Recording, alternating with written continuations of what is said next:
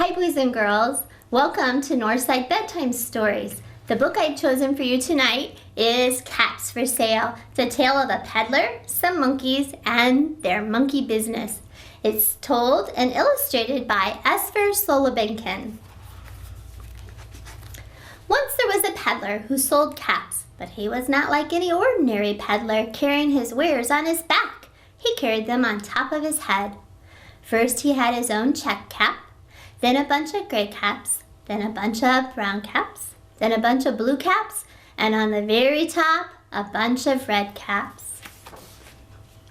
He walked up and down the street, holding himself very straight, as so not to upset his caps. As he went along, he called, "Caps! Caps for sale! 50 cents a cap!" One morning, he could not sell any caps. He walked up the street, he walked down the street, calling, "Caps! Caps for sale! 50 cents a cap!" But nobody wanted any caps that morning. Nobody wanted even a red cap. He began to feel very hungry, but he had no money for lunch. "I think I'll go for a walk in the country," said he. And he walked out of town, slowly, slowly, so as not to upset his caps. He walked for a long time until he came to a great big tree. "That's a nice place for a rest," thought he. He sat down very slowly under the tree and leaned back little by little against the tree trunk, as so not to disturb the caps on his head. Then he put up his hand to feel if they were straight. First his own check cap, then the gray caps, then the brown caps, then the blue caps, then the red caps on the very top. They were all there, so he went to sleep. He slept for a long time.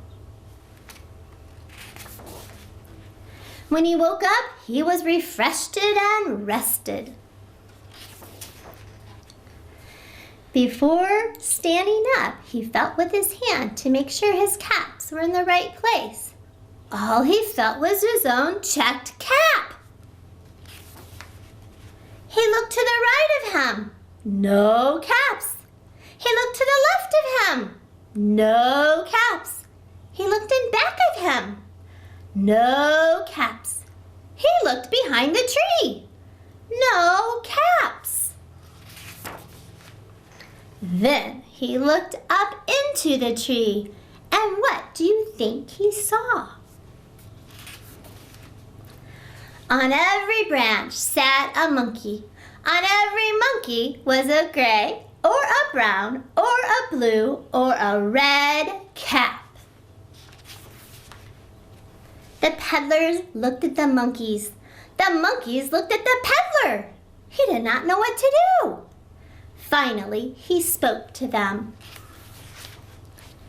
"You monkeys, you," he said, shaking a finger at them. "You give me back my caps." But the monkeys only looked at him and shook their fingers and said, "Tss, tss, tss, tss."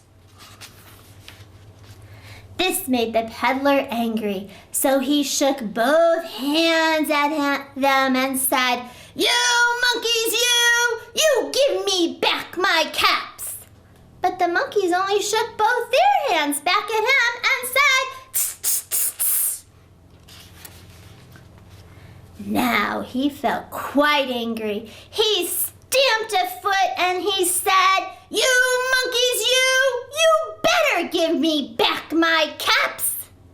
But the monkeys only stamped their foot back at him and said, "Tss, tss, tss, tss."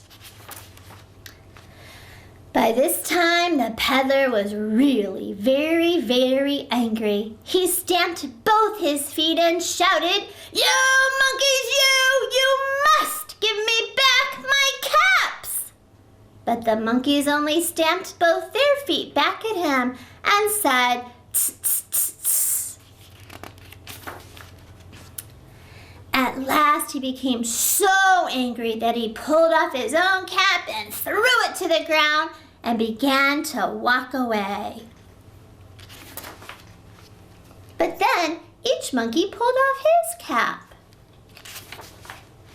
And all the gray caps, and all the brown caps, and all the blue caps, and all the red caps came flying down out of the tree. So the peddler picked up his caps and put them back on his head. First his own checked cap, then the gray caps, then the brown caps, then the blue caps, and then the red caps on the very top. And slowly, slowly, he walked back to town calling, "Caps, caps for sale, 50 cents a cap." The end.